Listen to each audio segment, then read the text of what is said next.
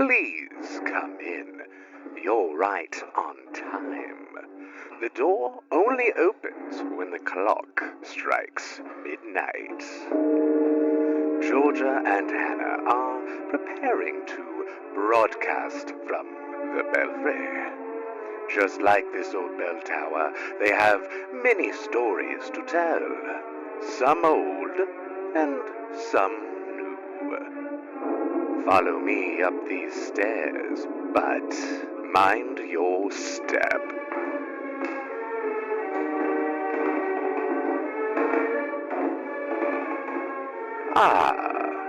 They're waiting for you. Recording in progress.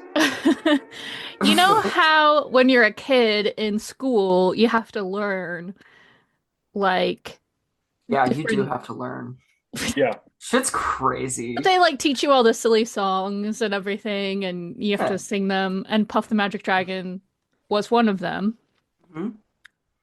And I was, just a small, naive child, and I didn't really understand what it was about until I sat down one day and I was looking at the words and I was thinking about it and I was like, oh, Puff dies. Puff dies at the end. And then I cried a whole bunch and it was really traumatic for me. We had to watch, when I was a kid in my elementary school, they had us watch the movie in school.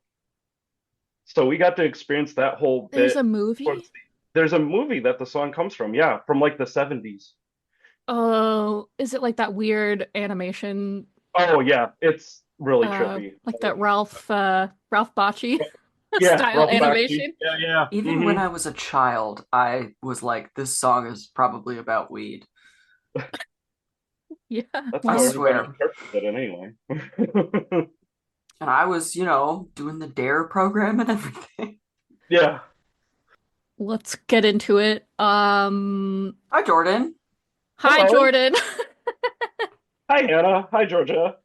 Thanks for coming to our belfry. Thanks for having me in the belfry. It is a real honor to be here. I'm actually really excited. I would like to tell the story of how we all kind of met, mostly Jordan and I, because Hannah was too busy lying on a bathroom floor for an entire week. Oh my gosh. It was 3 days. I felt so bad for you. You guys came, you came up here and then you're gone, and I was like, oh, what happened? Yeah. So this was back our first summer working at ISS. We were still little field techs at the time, and we got loaned out to the northern field station where Jordan was working at the time. Mm-hmm. And it was an airport project, right? Yep. And you guys were severely understaffed for how much surveying needed to be done. So we got sent up for a week. The first day we got there, we ended up getting rained out, I think. A storm came through, so we all had to pack it in early. And this was, a week, 2 weeks before you ended up having your gallbladder surgery? Yeah. It was I think it was 2 weeks, yeah. Yeah. So a week and a half, whatever. So Hannah worked and we didn't even work a full half day because we spent the morning driving up to, where was it, Gurnee? It is outside of Waukegan. Yeah, Waukegan, yeah, that's right. Yeah, because I think the hotel was in Gurnee. In Gurnee, yeah. And so, we go, I think we ended up doing 2 or 3 hours of work, got rained out, we all went back to the hotel. The next day, I left Hannah in the hotel. I was lying on my side in the bathroom because the tile was so nice and cold. And I was trying so hard not to just throw up and poop my pants. And the stomach cramps were insane. I was freezing. I was shaking. I was exhausted. I was just just kill me, just end me. And then on top of that, the shame of not being able to do anything about it, having to not work was really destroying my mental health. And also being stuck in a hotel while you're not even being able to be in the comfort of your own shitty apartment. Yeah. Yeah. Yeah. Yeah. Yeah. In Um, my bed. yeah, so it was a fun excursion all around. It was like swamp land. It was All so trees. hot. It Oh was God. so humid. The mosquitoes were I remember we all had like mosquito bites all over our faces because we Oh were yeah. sweating off like bug spray and sunscreen and everything. And we were lugging all of our gear through um that was the worst. That was almost worse than that new Lennox when we were like getting stuck in all the brush there. That was on par Mm. with that. I would say it's probably one of the most challenging projects I've been on. Like, I don't know. It It all was kind of blends in. I have that like I feel like I got to that point in like my archaeology career where like you can always say I've been through worse, but then when you point at what was worse, it's like, oh well, I've been through worse. Like yeah. and I was the only one who was on that project from day one to when we finished it. Everybody else, like including you guys, rotated through, including my boss. So I was only the only one who did one side of the woods to the other. That's brutal. Yeah, I I can Yeah, wonder why imagine. you left. yeah, really. Yeah. And then it's Yeah. Lake County. Ancient people did not live in Lake County, as my coworkers were fond of telling me. So yeah,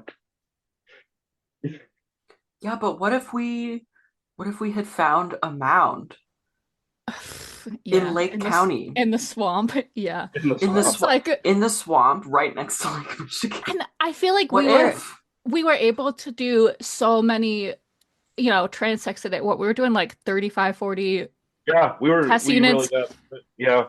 And it's like, yeah, we were able to do so many because there was nothing there. Yeah. Yeah, like we were just able to jet through. Yeah. Yeah. Oh, I mean Yeah. that was the time too where because this was after you guys left, and it rained more, and I ended up like I was trying to crawl through some brush to get onto another transect. Oh I my ended up God. my coworker was like, you'll be amazing if you make it through that. And then after she said that, I ended up sliding on a log and falling backwards and hitting my head on the same log. And Oh then I my was like, God. almost gave myself a concussion. Good Lord. Yeah, As one of my capstone advisors always said, archaeology doesn't need any more martyrs. yeah, yeah. Um, so anyway, you now work for the Wisconsin Historical Society. Yes, I do. Yep. That's crazy. Yeah, How did you and Yeah. just know that off the cuff? I don't know. This morning I was like, is it the Wisconsin County? Oh, I was like trying to remember, is it the Wisconsin History Museum? But never mind. I didn't need to worry so much thinking about You it. know, we often get confused for the history museum. For the longest time, my mom thought that was where my office was in the Oh, history Oh my museum, and I God. was like, no. it's We have moms. headquarters building. That's where I'm at. And your primary interest is in maritime archaeology, right? Correct. Yes. I anything Which is that's awesome. adjacent or below water is one what I'm interested in and what I'm passionate about in this field. Out of the myriad things that are here. Yeah, specifically with the lakes or like all maritime archaeology in general. Well, my current position, I mean, I've always been fascinated and interested in Great Lakes maritime archaeology. That's kind of where I've like cut my teeth. It's like the maritime archaeology I've done has been in the Great Lakes, and it's also being that I'm from here. That's just what I've grown up around and what I know. But of course, I've been interested in maritime archaeology everywhere. Yeah. I was briefly interested in maritime archaeology since I grew up on the coast. And like England's coasts are insane anyway. Oh yeah. Um, but I don't like being in water that much, so I like being on water in boats, but I don't like being in the water. So that was a easy easy choice to avoid. I Um, had Oh, a fun experience down in the Virgin Islands because there is a lot of underwater archaeology to be done there, oh, um, absolutely. especially with coastal erosion and coral reefs being destroyed, Yeah. um, now all of these artifacts, tourists in the Virgin Islands National Park will go diving and find, a 85-year-old pocket watch or something Wow. in the middle of this coral reef because it's all dead and literally drifting away out into the open ocean. And so the Virgin Islands National Park is, I think, post COVID, they've slowed down their underwater archaeology initiatives because they're still trying to rebuild after COVID. They that kind of screwed them. Also, the hurricanes. I was gonna Lest we say they hadn't even forget. recovered from the hurricanes when COVID hit, No, they right? still haven't. I've been following very closely though, and they're getting further than they have previously. It's all funding and how no one wants to give money for the repairs, shit like that. Anyway, and if I had stayed, if COVID had never happened, I could have been trained to dive and found freaking pirate ships or whatever in international waters. That's Ooh. Like, really fun. ugh, Yeah. Yeah, down there you have actual pirate ships. Everyone just thinks like yes. there's pirate ships in the Great Lakes. Sorry, not really. You could be you could have been hanging out with Josh Gates on an episode of Expedition Unknown where he hunts for pirate treasure. I do think about that every now and then. Like, Yeah. I wonder. No, but the locals are very protective of Yeah. St. John and St. Thomas. Hmm. So I think I don't know if they would ever be cool with having Josh Gates come to the island and talk about that kind of stuff. Also, like 2/3 of the island are covered by a national park. So then he would have to get involved with the government. Yeah. I Uh, think this is actually a good gateway, obviously, Yeah, this because is a very good gateway. we a gateway, Josh Gates. Yeah. oh my God. Yep. Remember when we Um, saw him? yeah, so Hannah and I actually went to see him live in Really Bloomington in Mm-hmm. November. Yes. interesting.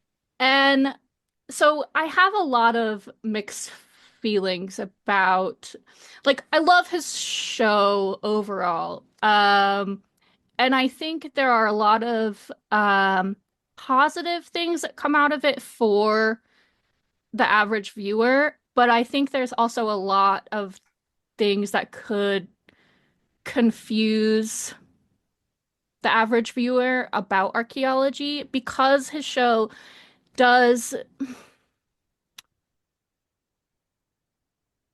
Well, they one do. episode will focus on legit archaeology and excavations happening at real sites, real archaeologists, and then the next episode is about treasure hunting. And I think that could that really blurs the lines for a lot of people who don't, who aren't archaeologists, who might think like, oh, well, archaeologists do that too. Like, Sure. I think that's, I think that for one thing, the science each episode is inconsistent because yeah. he's obviously trying to follow along with whatever expert or amateur he's talking to. Like Hmm. whatever they say is the method he Hmm. will go with because he wants to sort of show every experience, which Well, I which mean, makes it confusing because how much of it is actual science? Yeah. And not yeah. bias on the researcher's part or, I don't know if I ever told you this. There's a lot of meat here because like this seems to be everybody's kind of consensus on Josh Gates as a whole. Because it never really seems to be a set thing of like past, I don't know about him. Uh, I'll tell you guys this though. I had one of his shows had reached out to my blog in the past. hmm. Um, I they wrote about this what's known as the Bannockburn or Bannockburn, however you want to pronounce it, and it's a shipwreck in Lake Superior that is often called the Flying Dutchman of the Great Lakes. Hmm. Um, Yep. and that's kind of the title that it's been bestowed with since James Oliver Curwood wrote about it in 1909. But in my writings on the Bannockburn, I had a little call to action of like, hey, if you ever think you saw a sighting of the Bannockburn, the ghost ship Bannockburn, feel free to reach out to my blog. And I'll tell you, that thing has been online for probably close to a decade now, and nobody's ever reached out with a story of the Bannockburn. But the Not funny even a thing is, lie. no, not even, yeah, not even a made up story. And I had a producer for one of the shows reach out, because it wasn't the main one. It was when they were doing like whatever that side streaming show was. Mm-hmm.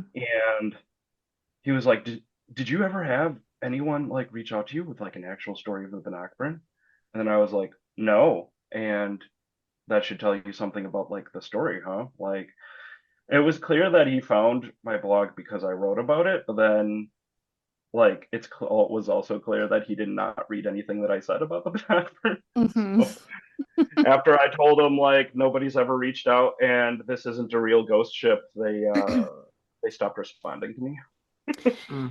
And that's the But other. Josh Gates did find a real shipwreck in Lake Superior. Yeah, and that's the other like part of the double-edged sword is like sometimes whatever led their production team or whatever to this thing might be a bunch of bullshit, but then they end up actually finding a real site, Yeah. one of the things that always stuck out to me was like he never found Amelia Earhart, but he did find another plane, and they were able to return the remains of, I think it was a Japanese soldier from World War II. They were able to return his remains to his family for proper burial. So like good things come out of a lot of the research, regardless of whether it was what was supposed to happen.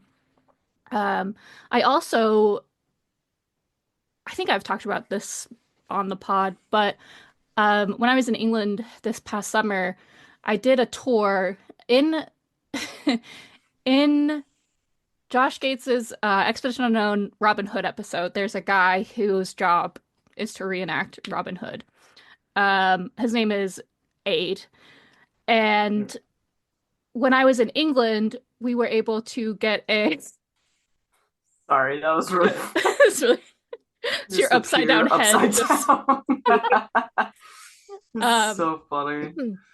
But Aid is like a legit tour guide in Nottingham, and he does like the Robin Hood stuff, but he also does a lot of just like Nottingham history in general.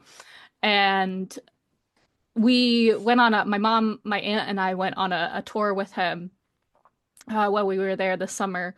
And I asked him, I was like, I have to know, like, is he really actually down to earth as he seems, or is it all like a show and behind the scenes he's really full of himself? And he was like, he was one of the most chill guys I've ever met. And I was like, okay, cool. So I wonder, with things like that, it's like how much of it is the production team, how much of it is the network, how much of it, and I still wonder that even after we went to see him live, because he seems like one of us. He seems like a big fucking nerd who someone just threw a bunch of money at him and was like, you get to go travel and talk to all these people and do crazy stuff. Here's a bunch of money. He even talks like an archaeologist, because we kind of have, I don't really know how to describe it, but a classical archaeologist, and that's the thing. We clocked it within like 5 minutes of him talking. We're like, oh, he's like a huge nerd, freak. Yeah. He is one of us for sure. Yeah. So it was wild. Well, he does have a degree in anthropology, I thought. Archaeology, yeah. Archaeology and theater. But we looked it up, and I think because it's from Tufts, and I looked at their program, and I think it's pretty classically focused. So, and I think that's part of the reason why they stay away from the kinds of archaeology that we do. And I also think that they just don't want to get involved with NAGPRA and that whole thing, which is valid from the network's perspective. We the show is 2 hours and the whole second hour is all Q&A. So like people can just, go up to the microphones and ask questions. And we wanted to ask something about ethics and NAGPRA and all that, but by the time we thought Yeah. of a good question, the line was too long and we never would have got there. So Yeah, we would have um had to like stand up really right away, early. yeah. Some people were like running to the mic, and it's like, dang. Yeah, and people who had clearly seen him 1,000 times before, and I was like, Yeah. oh yeah, all right, well, Yeah, who like asked like kind of not like personal questions, but like inside joke questions. It's like, okay. yeah. So at the end of the day, I still love Josh Gates in general, but I have a lot of mixed feelings about the show and Mhm. what it does for the accessibility of archaeology. The episodes that are about archaeology, I think, do provide a good insight for the average viewer.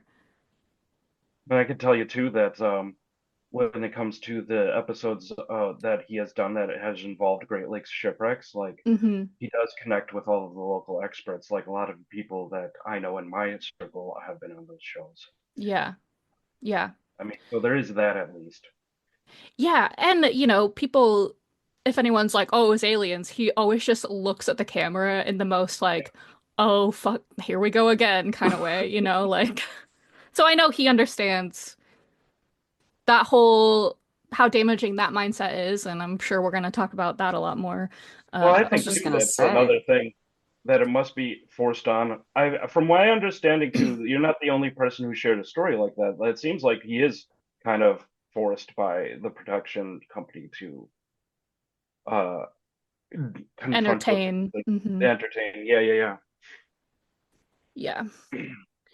Um, so there's another TD personality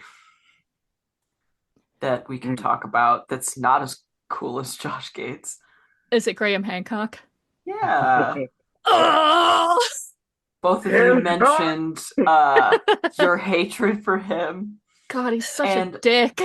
I think I'll say I I have never consumed any of his Nope. content. I only have reference to him either through Georgia or through, TikTok or something in the news saying that he was denied access to this indigenous American site because Yeah. the tribe was like, "You're a full of shit. Go away." That's all I have, and that's all I really need. I had an argument with someone a long time ago. Maybe, well, I say a long time ago. It was like 2 years ago, but it feels like 100 years. About how some people will have different opinions or perspectives about things than us, and it's our obligation to hear them out. We should to consume their content or their perspective and then make a decision about how we feel about that. To which I say personally, fuck that. I'm not doing that. I can hate whoever I want to hate. Well, and if it's about if it's about feelings about something, sure, that's Yeah. valid. But when it's someone who is flat out refuting, ignoring science, Or Yeah. the misportraying facts, history. yeah, Yeah. And I can tell you this, like, having consumed a lot of like pseudo archaeology, not even just, I mean, I would agree, I haven't really done a whole lot of Graham Hancock's stuff. we For don't want to a give him the specific, ratings. Yeah. yeah, for specific reasons. Like it when diving down to these holes is uh painful. It's challenging. Every time I've like wrote something about pseudo archaeology, every time it gets more and more difficult. Like it's a hard thing to do just because of its own kind of toxicity. And I realize now that it's like I have to like limit my time with it and be very, very specific just because of what a drain on it is on Yeah, you for it is your own mentally. mental health. Yeah. Yeah, I get so worked up about it. Even like, I can't even remember what we were watching recently, and I was just like, that's not what happened. I just get so upset about it. And I think even especially in a pop culture way, it's the misrepresentation of information, misrepresentation of our careers, misrepresentation of marginalized groups of people that just oh, there's some on the dresser and there's some on that dresser. I asked him to bring me chapstick, sorry. Um Misrepresentation of, all kinds of different things. And all it takes is that one little idea to be put in the mind of someone who doesn't know any better. And then you have this, perpetual cycle of misinformation that ends up being really damaging. That continues to perpetuate itself. And that's the thing, is that for them it's a lot easier, it's a lot simpler. There's a thing that I've kind of come to adhere to in doing this, where uh like creating pseudoarchaeology is a lot easier than it is to debunk it. It's orders of magnitude more of a challenge to dig into what they're trying to say, or find what evidence they're using, or what lack of evidence that they're using, uh, to kind of combat what they're misrepresenting. Hmm. I wonder how that would be a fun social experiment. Just like start some really like innocent pseudo-archaeology rumor and then see like how far it gets. Yeah. Um, Like what? I can't think of an example off the top of my head, but I can recall when we talked about the Dybbuk box, Hmm. and the guy who invented the story flat out said, "Yo, I made this up." Oh yeah. But like now that thing is in Zach That's such a pop Bagans' culture thing. haunted Yeah. museum, and like Yeah. no one will believe that it's not haunted, even though the guy is literally saying, "I owned this and I made it up." Hmm. Yeah. I mean, it's even influenced music. There is a jazz ensemble that I listen to, and they have an album called Dybbuk. Oh no. Yeah. Hannah, are you gonna listen to that anytime soon? I'm writing it down. I have to Uh, remember what the name of the artist is, but there is an album called Dybbuk, which I thought was pretty cool. nice. Let's see. I can maybe look it up on my phone. It also goes, yeah, how quickly something can be incorporated. Like, I remember that time in like that kind of TV where everybody was talking about Dybbuk boxes, and then suddenly it's Yeah, concrete. they made like a movie about it, like a horror movie about it and all kinds of stuff. It was one of those moments where it was just everyone was obsessed with this one thing for a minute and then it went away again. But I also wanted to talk about the narrative in archaeology of like lost civilizations and, you know, undiscovered people and that kind of, which I don't think credible archaeologists use that kind of language anymore. But it was such a part of archaeology for a long time, and it's still that kind of language is still used to sensationalize actual archaeological discoveries to the public. I was thinking this morning a lot about Indiana Jones, of course, and like how incorrectly Indiana Jones portray. Sorry, my cat got locked in here. If my camera wasn't doing weird things, my cat is literally sitting on the bed behind me. Aw. Sorry, she was like scratching at the door. It's okay. But how incorrectly Indiana Jones portrays archaeology. But then at the same time, you also think back to when that was made, when that came out, and what archaeology was like at that time.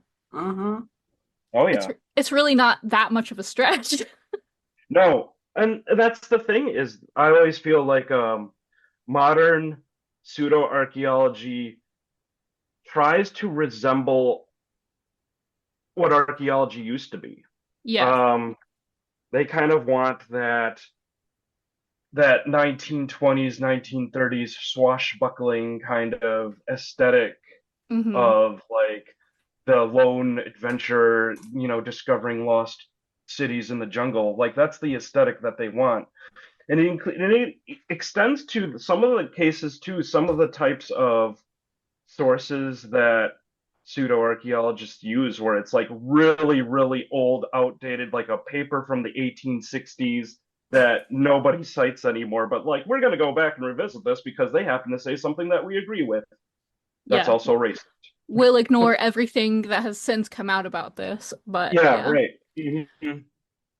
I once cited an 1890s archaeology journal article in a paper that I wrote for in pursuit of my undergrad degree.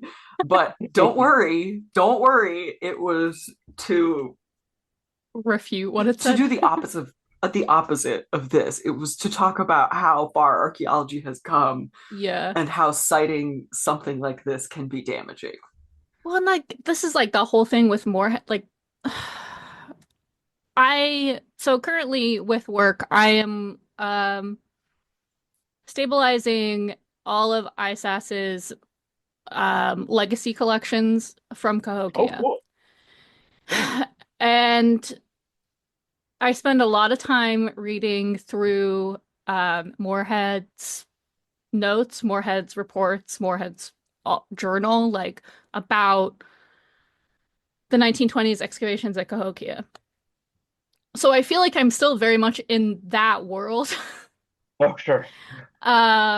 like mentally in understanding what they were writing about at the time. And it's crazy to see how progressive Moorhead was. I want to write a paper about this, but I know it's going to be really tricky and it's going to take a lot of time because I really want to write a paper about Moorhead's contributions to archaeology, even though no one ever really took him serious as an archaeology, he still was in that world of archaeology becoming a science, and he still really contributed to archaeology being what we now know it to be. But Certainly. at the same time, and he was an advocate for Native American right. He ran the was it the Bureau of Indian Affairs for a long time. Um, but at the same time, his understanding of advocacy was assimilation. So it's like he did all these great things for archaeology and he did all these great things for the advocacy of Native Americans, but he also had this really misconstrued understanding of what that meant.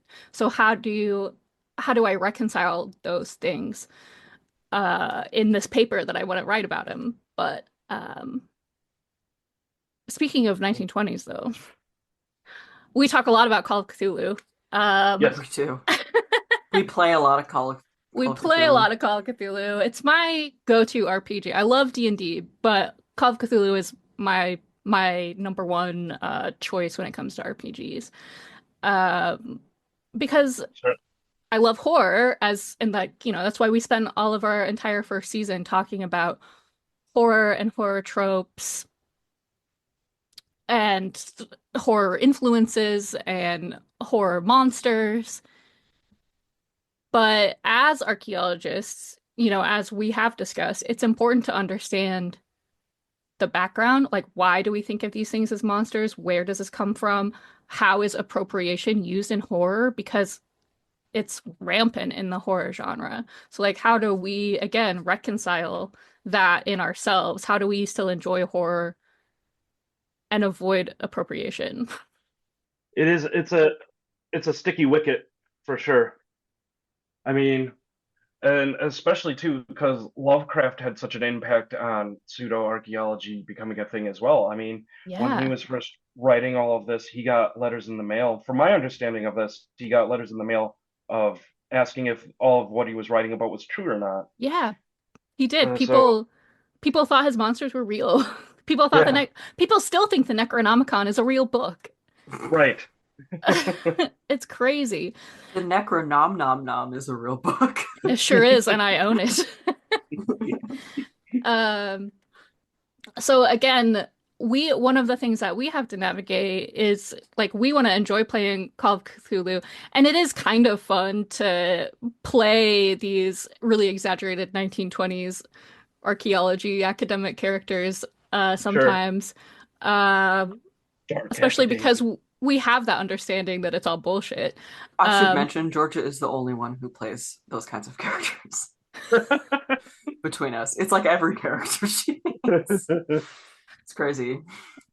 don't do it on purpose. I've done it in a D&D character of he was a kind of a pseudoscientist who was on the search hunt for Atlantis or an Atlantis-like thing. So I had Oh, to put myself into that mindset. Yeah. Yeah. Ooh. I love Uh, Atlantis. That it's shit a is wild. it is Yeah. wild. Um, but what I was gonna, like our Thanksgiving special that we did, we were like, how do we as archaeologists participate in a Call of Cthulhu scenario about Thanksgiving without encroaching on any of the things that are unethical? Mhm. And so Shannon ended up writing the scenario that we played. He was just like, I'm just gonna make it a monster that saved them. We'll ignore everything and it's mashed potatoes, just funny, it's wild, it's stupid, like, Yeah. and it was a fun time and it was really weird. It was That sort all of definitely came through. about the kitschiness of Thanksgiving being a thing Yeah. rather than being about the history of Thanksgiving, you know? Yeah. Yeah. Like there were Um, hints of that here and there, but it wasn't like the whole overarching thing. It was yeah. about how the food and the people turning into food and which is insane. I've never looked at brown gravy the same. I seriously pushed that out of my memory until I recently re-listened to it. I'm like, It oh was God. horrible. But yeah, so I thought the Call of Cthulhu was worth mentioning for sure because we do talk about it a lot and it is one aspect of pop culture that is very present in our lives. I think it definitely I think it definitely has influenced everything that we've come to learn about trying to build connections between humanity's ancient past and extraterrestrials of some kind or another. Because you can find too a lot of the kind of it mirrors each other how pop culture works and how pseudo-archaeology works. Because like a lot of the times you can read pseudo-archaeology and it'll be like, oh, it kind of sounds like, say, like for example, like Marvel in the 60s talking about Hmm. like Atlantis, or like Marvels in the 60s talking about like with Doctor Strange talking about monks trying to find enlightenment. Hmm. And it kind of corresponds in a way, like they both kind of bounce off each other to create these ideas. And I think that's the kind of the thing, is that they borrow from each other to do narrative, for better or for worse, you know? Hmm. Because it's been that way. I mean, since ever. I mean, even going as far as Chariots of the Gods, uh, and you read that as well, and it's very much seated into kind of the thinking that was existing in like the late 60s. Yeah. Yeah, When that mindset was really, yeah, the hippies. yeah, yeah. Yeah. And what is a theme that has stayed consistent this entire time? Racism, Oh yeah. Yeah. specifically. Yeah. A lot of the times too, not all of the racism that exists is overt. Some of it is very subtle. Yeah. Uh, my One of the things that I have researched and wrote about and talked about here in Wisconsin, we have a pseudo archaeological site known as the Rock Lake Pyramids. These are Mm. alleged Yeah. pyramids at the bottom of Rock Lake, which is just outside of Lake Mills, and Aztlan, major archaeological site here Hmm. in Wisconsin. Um, and it's always been kind of that connection too. You have this lake that's like one of the biggest Mississippian sites in Wisconsin that's been excavated for 100 years on end is like just 3 miles down the road. But the writings about Rock Lake and conflating these, I mean, basically they're submerged glacial landforms, piles of rocks left behind by the glaciers that just so happen to be at the bottom of a lake. And a lot of the racism that gets injected into the books, there's two of them, uh, is very subtle enough that your casual reader wouldn't really pick up on it, especially readers who were reading these books in the 80s and 90s when they were published. Um, it kind of takes a little bit more critical reading with a critical eye to see it. I mean, the author does get over at some points where he says, uh, the archaeology that we see in southern Wisconsin, namely it's things like effigy mounds, is not the it's not the work of indigenous Americans in the region. It's really the work of alabaster white Atlanteans. Yeah, mound builders. Mm-hmm. Yeah, Isn't it that just just the goes overarching back. Yep, name? right back Yeah. to the myth of the mound builders. Yep. Mm-hmm. There were a lot of different kinds of mound builders as I was about to say a profession, but that's not correct. You mean in real life? In real life, there were mound builders all over the world, right? Yeah. Mm-hmm. To just say that only the white people are capable of doing that is insane. Yeah. It's crazy. And I mean, you can't tell the people who believe this that they're insane and crazy. This all reminds me, I had this horrible experience. Was it last month? It was December or November. I was on my way home. I just got out of my therapy session, which is always a good time. And I was Ubering home.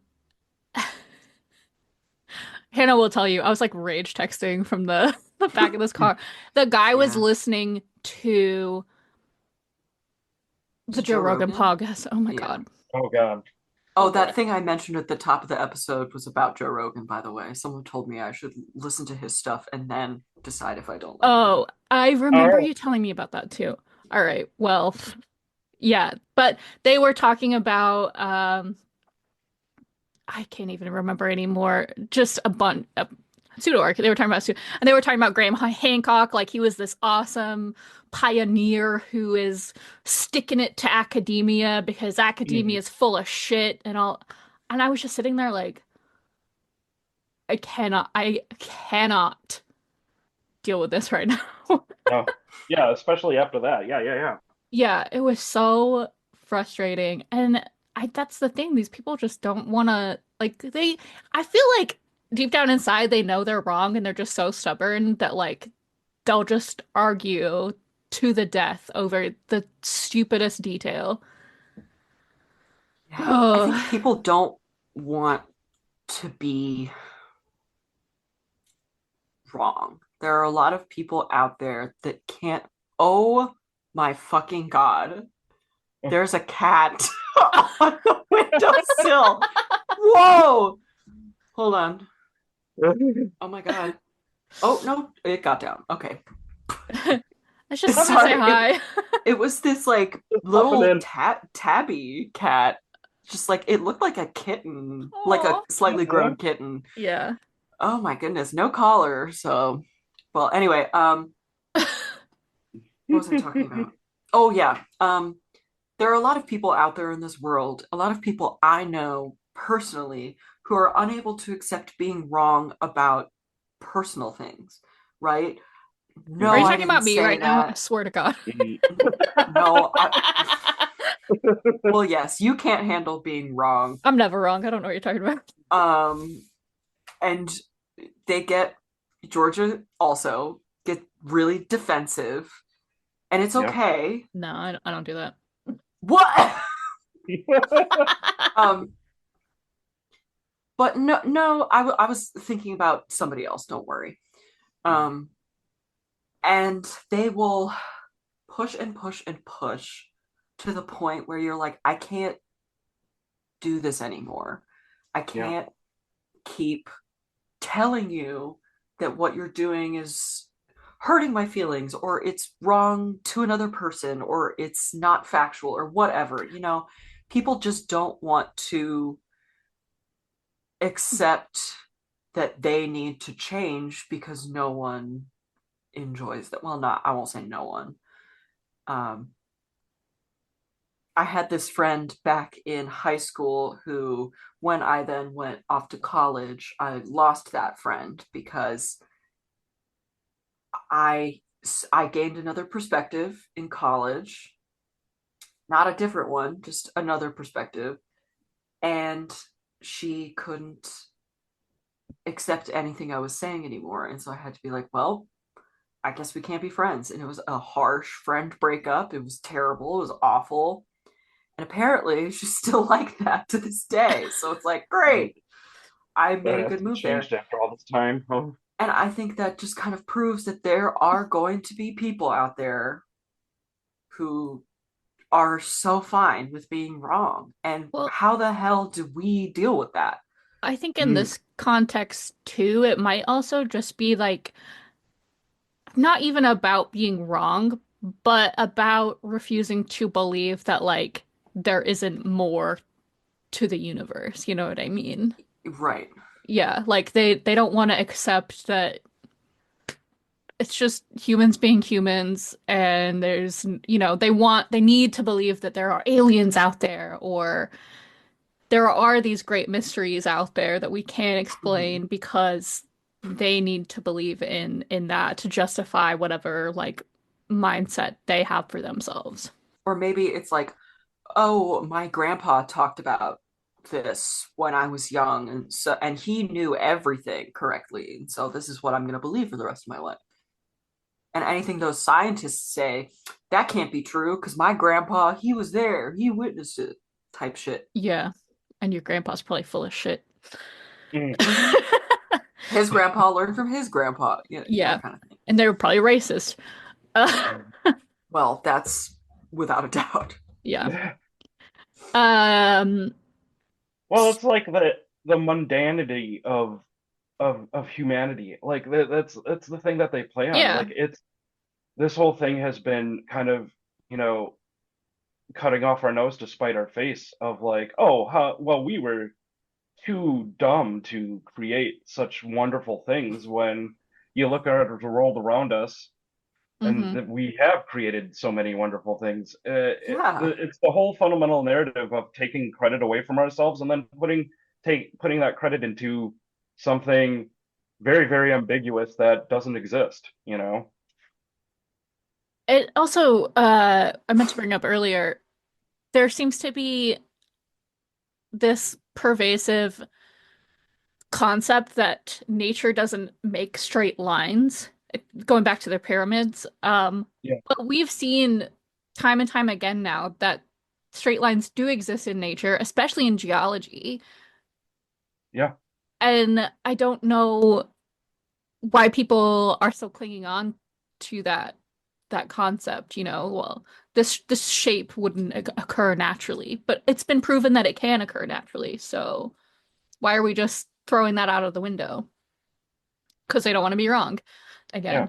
again. I did find, so we already recorded our first couple episodes for the next season, and we are kicking things off, not to ruin the surprise, but we're kicking things off with Roanoke. Oh, cool. We didn't really get too much into the archaeology in the episode, but I did find something that I had noted a long time ago. But it goes back to that what I was saying earlier about there's always the mysteries in archaeology and the lost colony, this what happened to it. And I found a quote from a guy about Scott Dawson is from Hatteras and he founded the Croatoan Archaeological Society. And he is out there saying there was never a mystery, the colony was never lost, and giving any credit to that mystery detracts from history and the fact that those colonists were real people, despite the fact that colonialism is stupid and all that. They were still real people, their lives mattered, and believing in the mystery is disrespectful to their memory. And it also he also points out that the way society as a whole thinks about white European settlers mixing with natives, it's like people are still talking about it like it's taboo, It's it's somehow more believable that 115 people were abducted by aliens than it was for them to have intermingled with a native tribe. Yeah, And certainly. it's just it's so outlandish. Yeah, that's a whole different form. And this is the kind of slippery thing that exists all the time in this. And you're right. No matter what, too, this detracts from what really happened. Actually, a project that I've been working on lately, slowly ticking away at. I wanted to have it in time for the 49th anniversary, but it's taken longer than that, as these research usually does. But one of the things I've been looking at is the Edmund Fitzgerald, famous Great Lakes shipwreck, has a song about it. Most of the time, it's what comes to mind when I say the words Great Lakes shipwreck. Mhm. Uh, but the period that Fitzgerald sank in 1975, like uh, it had been a theory for a long time in kind of a similar way of that because the none of the initial surveys found any of the remains of the crew. It was a thing, and it has kind of grown in intensity of suggesting that the crew was abducted by aliens, and that's why we hadn't found anything. And it's the same thing where they make up this ridiculous. I mean, the Roanoke scenario for certain that's definitely rooted in racism, and here it's just ridiculous nonsense of like you're going to denigrate the memory of 29 people and their families who are all still around, might I add, Mhm. of to create some sort of bogus narrative. Like, yeah, Yeah. it happens time and time again. Like even with another another shipwreck that I had looked at in my blog called the Cotopaxi, as famously shown in Close Encounters of the Third Kind by Steven Mm. Spielberg. Mhm. Um, the the real Cotopaxi sailed into a hurricane with bad hatch covers and sank. Story as old as time. It was never spirited away by aliens or consumed by the Bermuda Triangle. And The Bermuda you know, Triangle. Mm. ultimately, it was archaeology that disproved that because it was the survey done of the Cotopaxi in early 2020 of that that was able to find how they were able to identify the wreck as what it was is that Cotopaxi, as it turns out, was built in Michigan at the same shipyard as the Edmund Fitzgerald, Great Lakes Engineering Works, and they had flanges, that had it had the letters of the local company that would make flanges for tubes, Mhm. uh, pipes on ships. It had the monogram of the company that made that, and they were based out of Michigan. So that's how they were able to identify it as the Cotopaxi. So again, like this was real archaeology that proved this thing. It wasn't like this bogus narrative of this ship that disappeared. And a lot of the times too, to create that narrative, Cotopaxi, like uh, all of it got brought into the Bermuda Triangle so much that it made its way into a movie. But every time any one of those researchers mentioned that ship, it was like barely a paragraph of information. It was like, oh, it just disappeared into the Bermuda Triangle, and then that's it. They didn't do any sort of historical research. They didn't look at any sort of contemporary newspapers. Like Hmm. there was a whole court battle after the ship sank between the families and the people who owned the ship because of the hatch covers being bad. and they were trying to get more money out of the insurance company for the loss of their loved ones. And anyone who did an ounce of research would have been able to find those documents, I'm sure. Yeah, yeah. I mean, I was able to, right? Yeah. Yeah. Huh. I feel like the Bermuda Triangle as a whole rabbit hole we could go down. Oh yeah. Be like a whole episode in itself.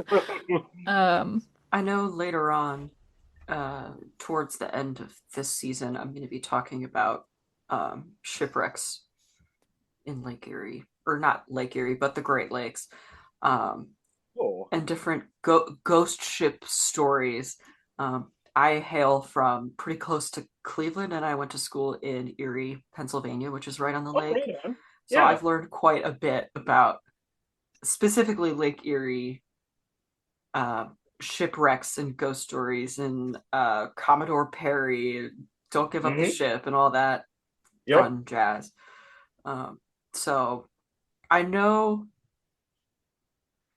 there's a lot to talk about, but I appreciate that I wrote down quite a bit as you were talking. I appreciate your words, so that when we I get to appreciate it, your words.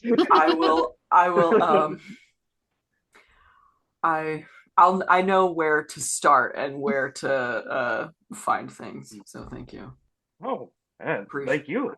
Did you hear about the recent the oh gosh, what the ship, it was like the Serpent or something. The Lake Serpent in Lake Erie shipwreck. It's like the oldest Lake Erie shipwreck found. Yeah. Oh, the oldest out there? Yeah. Yeah. Very cool. All I had ever heard about growing up were like the steamboats that had exploded. So yeah. Steamboat explosions were a common thing on Lake Erie. Lake Erie, you got most of the because of just on the matter of the how development worked, you guys got most of the older type steamship wrecks out there compared to like by the time you get over to our side of the lakes here in Wisconsin, it's all pretty modern. We don't have like the big walking beam steam engine ships like Lake Erie does. No, we actually in Erie, oh Jesus, Seth would know the name of it, but we actually still have shit. There's a ship. Oh God, what is it called? I don't remember, but it's an old replica of a ship that Perry sailed on. Oh, it is. I think it is literally called the Oliver Hazard Perry. That's not it though. I mean, I remember when I was in school, you had an option to take a class that would literally be like 6 weeks aboard this ship. Oh, that would be cool. Oh man. Is it the U.S. Brig Niagara? Yes, the Brig Niagara. Niagara. Thank you, Georgia. I just Googled a bunch of random words. Lake Erie, replica ship, Perry. It is of Perry's flagship though, but I was like, it's not named that. Sorry for the confusion there. Yes, it is a replica of the flagship. Yes. Okay. Anyway. Boats. Yay, boats. Boats. Well, boats are very cool. I did a ghost tour a couple of summers ago when I was in Chicago for a long weekend, and the first stop on the tour, it wasn't on the lake. It was, just inside on the river. Just inside. Water terms. But one of the first stops on the tour was a ship that I can't remember if it exploded or whatever, but they had to bring all these bodies from the lake. Oh, that's it flipped over. Yeah, it flipped over. That's right. And everyone was like, the river was so bad that you like literally should not touch it. And then all these people ended up in the river and died, and they stored the bodies in a warehouse. The ship with there more people died on that wreck than on the Titanic, actually. That's if you can crazy. believe it. Yeah. Believe it. Yeah. I don't know why its name is eluding me right now. Hold on. Now I feel silly. The funny thing too is the U.S. Navy used it as a ship after it had flipped over and killed so many people. The SS Eastland, is that it? Yep, the Eastland disaster. Yep, Yep. correct. So Yeah, that was really fun. your Google was faster than mine. Um, again, I just Googled a bunch of random words. That's the way to do it. Chicago River boat flipped over. Yeah. Yeah. Well, one of the other things I did this morning was make a list of other, like how archaeology is portrayed in pop culture, because I just thought, we already talked about Indiana Jones, but unfortunately, I hate to include this on the list because it is a cinematic masterpiece, but The Mummy. Well, I mean, it's not totally archaeology. I mean, you can describe it. They do Egyptian things. Yeah, Evie translates hieroglyphics. and the one guy who is an archaeologist is a total asshole. Yeah, correct. Dies pretty soon. Georgia, I gotta say, I think for you, that movie might have been your bisexual awakening. I think that's true for a lot of people. Yeah. Just deep down.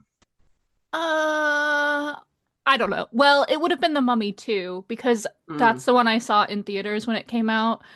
And I hadn't seen the first Mummy before that, actually. I don't know. I'll have to think about that. Mummy came out in 1999. Yeah, and the second one came out in 2001. So I would have seen that in theaters shortly before I made my transatlantic move. But again, we are portraying the curse that is often associated with Egyptian archaeology, which is not the best. Tomb Raider, we have to talk about Tomb Raider. Jesus. We don't have to talk about Tomb Raider, but it should be mentioned in the list of how archaeology is portrayed in pop culture. Supernatural. Sam sometimes talks about archaeology because, like, he's the nerd. He's a geek boy. Oh yeah, he's the smart one. Yeah. And although it's not explicitly archaeology, I still feel like things like National Treasure and the Da Vinci Code, they're still that kind of. It's like the same. Same kind of. The same box. Yeah, like mysteries. We have to save this from the That's the other thing I was thinking about Indiana Jones too, like this concept that it belongs in a museum. Like that is such a perspective of archaeologists at that time, which is now not a perspective that we have as archaeologists. Nope. We're like, no, we can record them in situ and leave them where they are, if we even have to excavate at all. Yeah. Or we can give back we're in the process of giving back the things that have been taken. Yeah. Yeah. We don't need to have this continue gathering dust in a collection somewhere in some basement. Like, give it back to the people who are going to do something with it, and it's theirs anyway. Yeah. Yeah. Yeah. We could also I always talk like the line afterwards. It belongs in a museum. So do you. Yeah. I'm not that I am excited that we have to do marches to protest things, but I suspect there'll be a lot of those over the next 4 years. But it would have been the March for Science on Earth Day in 2017. I think it was my senior year. Yeah. When I still lived in Washington, we went to the Seattle March for Science, and my sign is a picture of Harrison Ford as Indiana Jones, and that says "Denying science is so outdated it belongs in a museum." Oh, nice! Really proud of it. I still have it. It's in my closet right over here, just hanging on the wall. Um, really proud of it. But I will be bringing that back. I'll make a bigger, better version for any marches in the future. But I suppose you um, could say I wanted to mention this. I in the theme of Indiana Jones maybe could be uh saving these artifacts from the Nazis getting them, mhm. Oh but yeah. the end goal is still just the same as the Nazis would have done. So it's like I see what you're trying to do, but it's Yeah, not working. It's like the Nazis wanted to keep this stuff. yeah. I mean, Well, with the freaking Ark of the Covenant, it was about like world domination or whatever the hell, yeah, Well, and same with right? the newest movie, right? That was no The it the was time one, the Dial of Destiny. Dial of Destiny. anti uh Cath Cath Cathera Antikythera mechanism. Antikythera, yeah, yeah. I had to find the word. That's another Um thing too that a lot of pseudo has built up around it, just because it's a mysterious object, you yeah, know? and Hmm. that's one of the things that they were talking about on my Joe Rogan Uber ride. Oh Uh boy. and I was just like, this is like people, yeah, it's weird, but it's not this big mystery surrounding it. Like I'm pretty sure Oh, not at archaeologists all. have figured out, it's just a weird thing. Uh, Sailors needed tools to navigate while sailing on at sea. That's what it's for. Yeah. Like, yeah, Yeah, it looks weird to us, but it's just a normal thing. Um, it's just remarkable that it got preserved, you know? yeah. Yeah. And that's another thing. It's like this unique artifact has been found. Well, is it unique or is it just the only one that has been preserved and found? Mhm. Like you can't say for sure that something is unique if you don't know. We don't know what else we Yeah, haven't found, and that's okay. right. It's whenever there's a little bit of spaciousness like that, that I find that's where like kind of fringe pseudo ideas kind of grab onto it. Wherever there is an air of mystery around something, be it Antikythera mechanism or like even the sinking of the Edmund Fitzgerald, like that's enough for somebody to like weasel in with some sort of alternative narrative Conspiracy theory. Yeah. conspiracy theory. Like nowhere, no, that's the thing. Wherever there's that little bit of mystery, conspiracy theory wiggles its way in. Has been my observation. And the society that we now live in, especially over the last 10 years or so, just really, it doesn't value information the way that we used to. It's just anyone can say whatever, and 1,000 people believe you without doing their own research, without thinking for themselves. Mm-hmm. And we just have to live with it. You know. Yay. Um, Yeah, the only other thing, the librarians I also added to my pop culture list, but I haven't seen the movies in so long and I never watched the TV show, so I can't really say a whole lot about the librarians. I can't say shit. Oh, yeah. Yeah, I can't either. And then I think it still has like that same kind of like Indiana Jones adventure vibes, if I remember correctly. Like saving the thing from the people who want to use it for evil. Although the evil might be like a supernatural power, I can't remember. And then Atlantis, again, not Atlantis in general, but Atlantis, the Disney masterpiece, Disney. is a great. Maybe that was my bisexual awakening. I don't know. Uh, It was for me.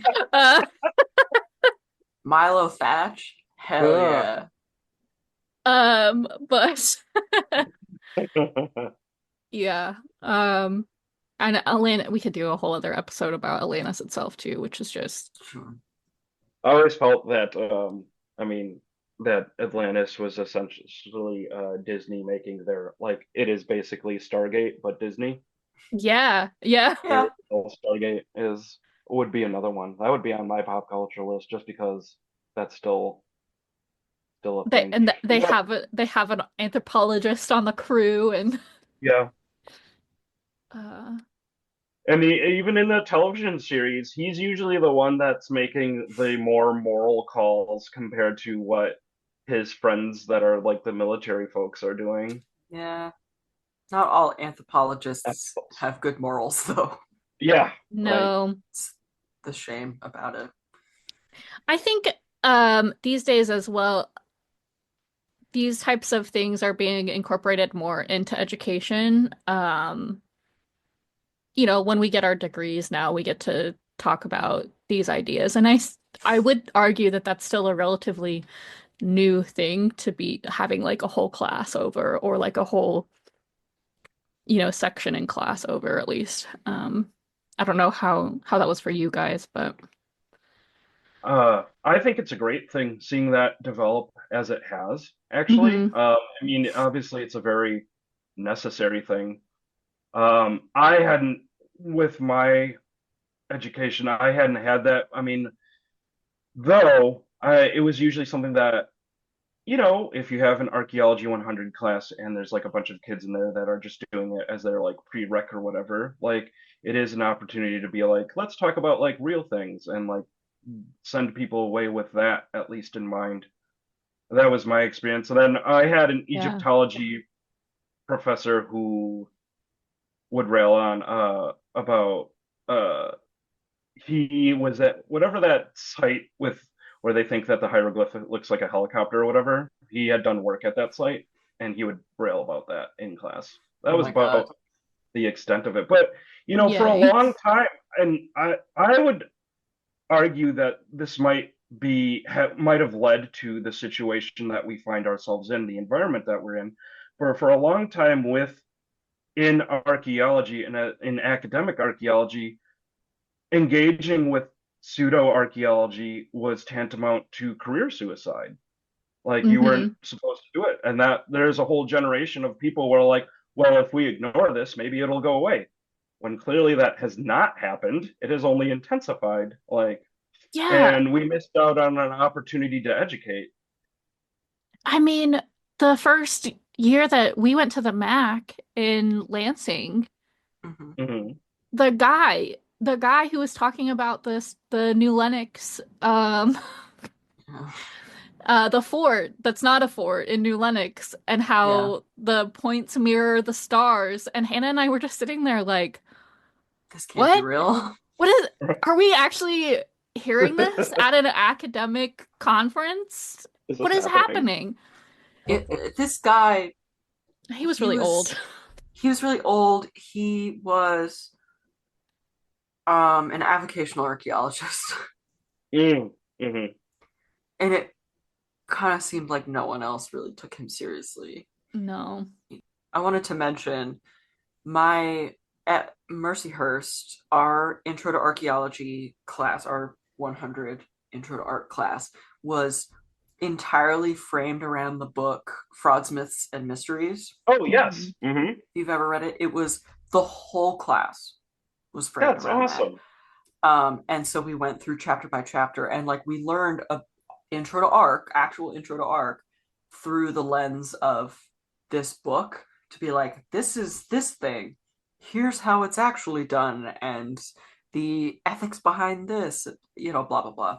It's been a long That's time since I amazing. took that class, and the professor who taught my class, because there were two, um, wasn't there that often. We had to have another person come in, so it was distracting in a way, Hmm. but I thought it was really cool. I thought it was really interesting. I might even still have that book. I think Sarah has that book on her shelf at work. Let's see. Ken Fader is one of my heroes. My Who's it by? What's the author's name? Ken- Kenneth Fader, Dr. Kenneth Fader, Okay. Feder. I have it He's my also one of organized. the first archaeologists to start writing about pseudoarchaeology. He was kind of the one who kicked it off. Sorry. I had a really awesome professor. He was just a visiting professor, unfortunately, for my intro to art class, but he kind of went through, I mean, it was an intro class, so he kind of went through all the different, like this is Egyptian archaeology. Here's stuff happening in Greece. Here's stuff happening here, whatever. Um, and I remember we talked about um the was it the Ninth Legion, the one that went missing, quote unquote, the Roman Legion that went missing in Britain. I think it may have been one of the books that I rented on Check. I can't Um, find it. and we talked a lot about like the likelihood of an entire Roman legion going missing when these other things are more likely to have happened. Or and he did stuff like that for all the different types of topics that we talked about. And then in my senior year, I took I think it was like Anthro of Latin America. I was the only person in the class who was an ARC focus, but I just took it because I needed like another credit in cultural, and the Yeah. professor was our Anthro Club advisor, and I was Anthro Club president at the time. So I was like, I'm just gonna take his class. And one of our assignments was to find an article and then give a presentation over it from our perspective. And so I found it was a Nat Geo exclusive, Lost City in the Honduran rainforest discovered, and it was very sensationalized. And Nat Geo actually got a lot of flack for it from um, professional archaeologists. Um, and that was really, I don't know, it was really exciting for me looking back on it because that was like the first time that I had the opportunity to do that, like critical thinking on my own. Um, with that lens, but we just I got to tell everyone about like, oh, they're not Maya, so they must be unknown, but Sure. that's bullshit because there are descendants of ancient Central Americans like all over the place, and just because they live in small groups and are generally undocumented, that doesn't know that they don't know who they are. Just Yeah, because right. some white academic person doesn't know who they are doesn't mean they're unknown, and how the implications of this article were just Fraught. really bad. Yeah, Nat Geo everyone was saying that they had a disrespect for indigenous knowledge and like, uh, Oh yeah. yeah, They're not unknown, they're just misunderstood. it's not a phase, mom. Yeah. But yeah, so I think it's being incorporated in formal education more. That's which is good. Yeah. Well, a lot of the times too of like I had the experience a couple times now of, a lot of those people who, because you have the people who are, to digress a little bit, who are like the hardcore believers and nothing you're going to say is going to change their mind. But then in the middle, you have the people who are just genuinely curious about the world around them. I mean, I've had interactions with folks who were kind of brought in by fringe ideas about things. And like, for example, one of the things that we did at NIFS for ISAS is that we did these trainings with the what are they called? They're like people who work in Cook County forest preserves. Mhm. But it was just to give them Oh, a lowdown. Huh? I think I know what you're talking about. It's like not like So like that Explorer. training program, Yeah, yeah, yeah. yeah. But it was just to give them like a brief rundown on like the archaeology that they might encounter in forest preserves. Hmm. And there was a guy that we took him out and did some field work with him, and it was like really cool all together because everybody who was there wanted to be there. But there was one guy in particular who came there because he had been kind of very interested in archaeology, but he was coming into it with his interest of being, subjected to the History Channel. But like him coming in and seeing how it works, how we find things, how we document things, and like just having that conversation kind of turned him around. He realized like, huh, well, maybe what they're saying isn't totally, right with compared to what I'm seeing here. If that's at Yeah. least a little hopeful. And that's the thing with, going back to the average viewer of something like Expedition Unknown. They just don't Yeah, know, and that's maybe the only access they have to any interpretation of archaeology. And I right. mean, at least it's that and not ancient aliens, for God's sake. But Hmm. um, My they God. just they just don't know. And some people are willing to take the initiative to try and understand something a little bit more, and other people are just like, "Oh yeah, I saw that on TV. I don't know anything about it." Hmm. Um, It's really not only because people aren't exposed to it in K through 12 and then if they go to college. mhm. It's also about going out and searching for it. Which Yeah. which is why I really respect the flat earthers who like go out and try to test. They Hmm. do all of this science to determine that the earth is indeed flat, and every time they're proven wrong. It's like, you know what, I respect that you're trying to figure it out. You're Yeah. kind of a dingus, but you're doing the thing that no one else is willing to do, Yeah, right? You're doing You real know. science. yeah, Oh Then you my have the people goodness. who are like, well, we can't accept these results even though they're telling us that we're wrong. Yeah. yeah, Like there's no way that we landed on the moon because I said so. Hmm. yeah. Type shit. Oh, Anyway. anyway. Well, before we wrap up, do you want to talk about your blog a little bit? We'll put the link to it in our having a In stroke. a in a We'll, in a, in a I please can't talk say about your that. blog. The end. Yeah, yeah, yeah. So I have a JC archaeology blog. Um, I've been operating that for almost 10 years now. Yeah. At the time, I still have stuck with it, even though my job now kind of takes up more space than I would like for getting to uh, writing of more blogs. But that's not to say that I'm not still full of ideas and still trying to get stuff together. It's just hard to go from. I mean, I don't have to tell you guys. It's hard to go from like doing maritime research at work to doing maritime research at home. Like, so Yeah. Yeah.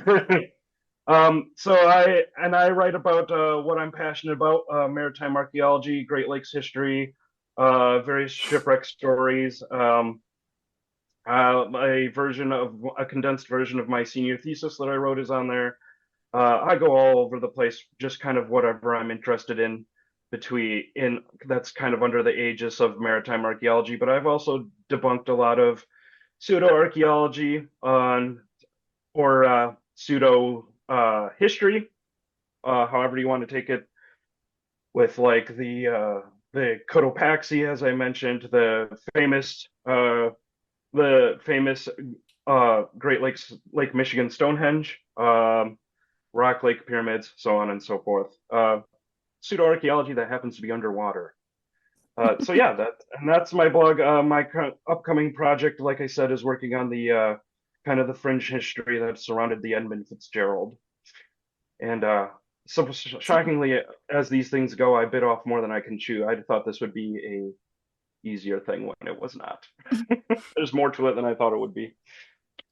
That makes it more exciting though. You Yeah. know, the challenge.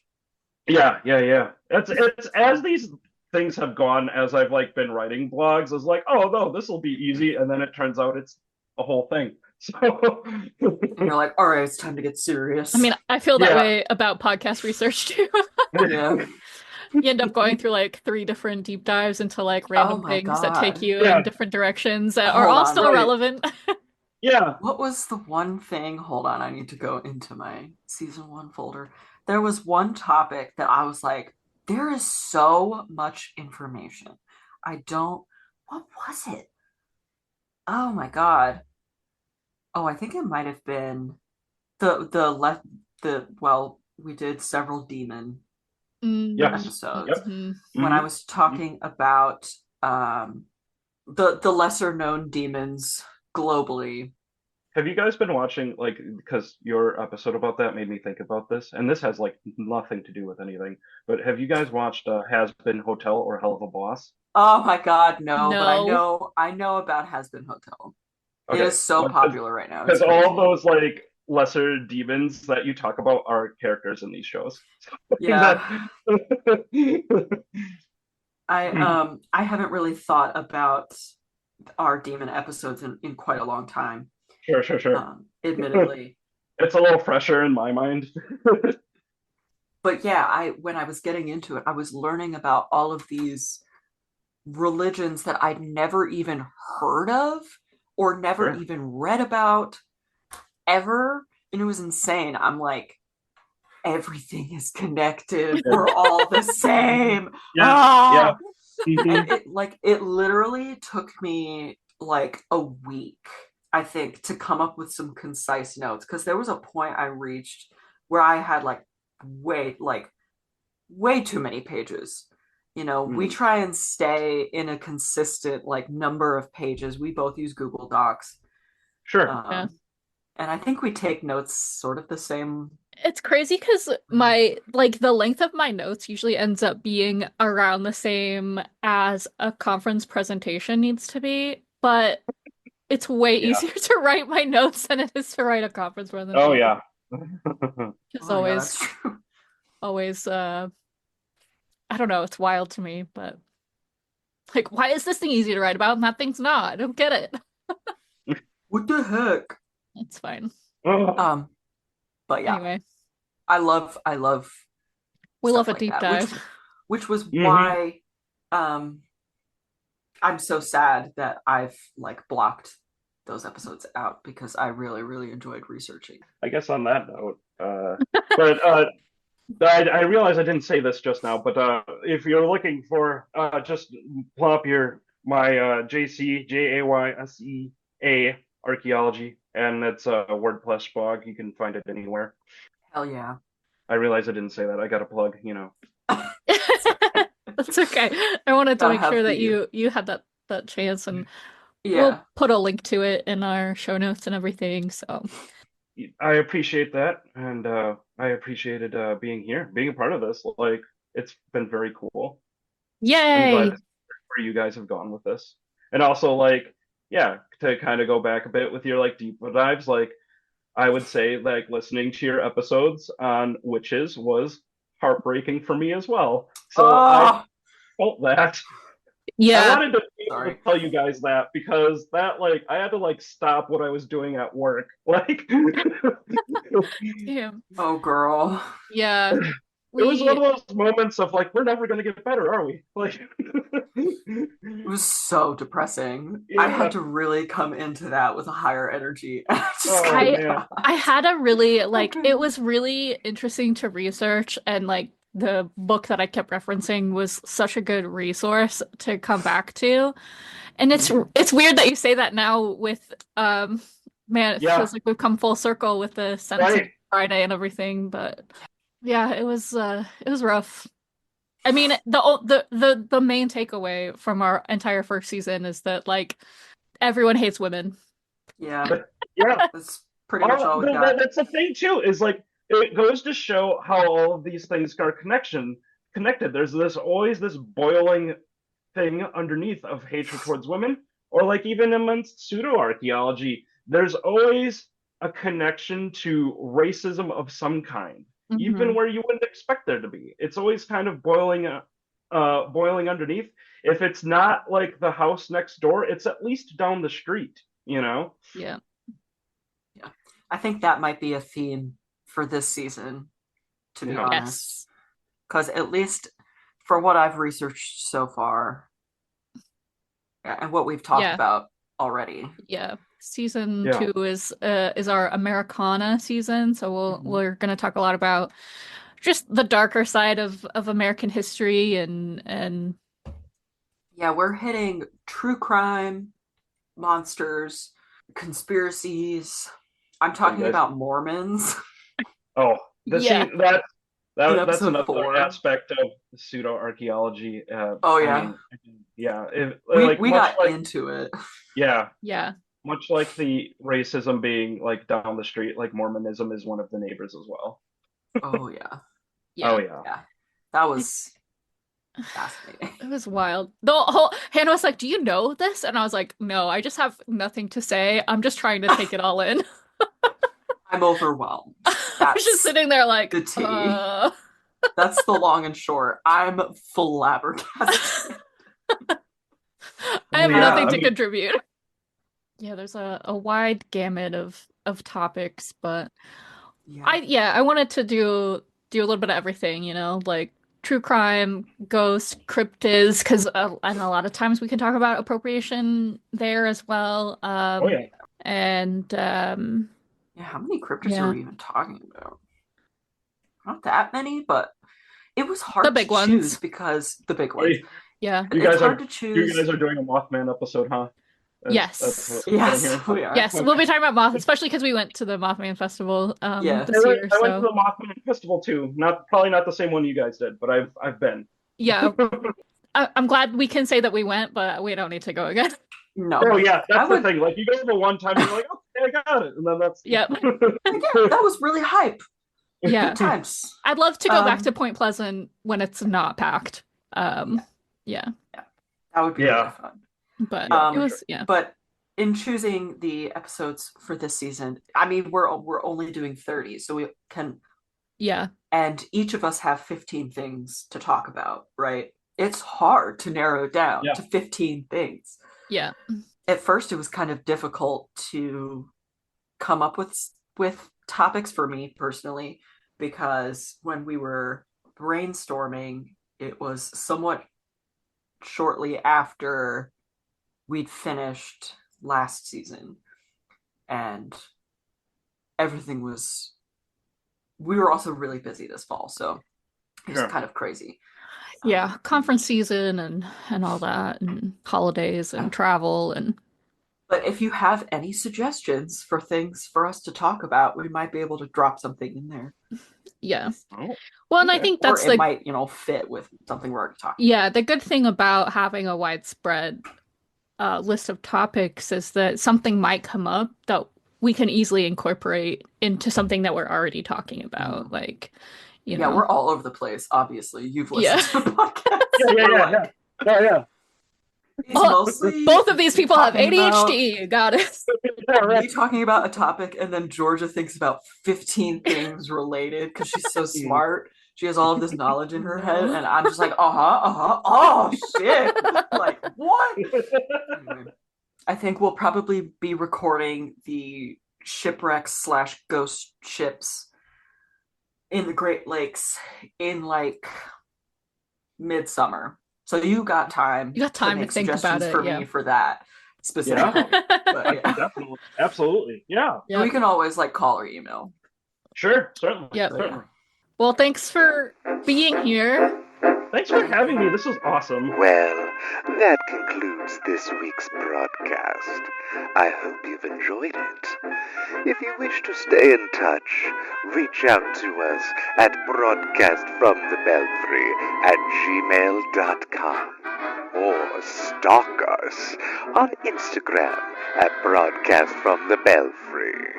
Again, I hope you've enjoyed our little show. Please rate and review. And until next week, stay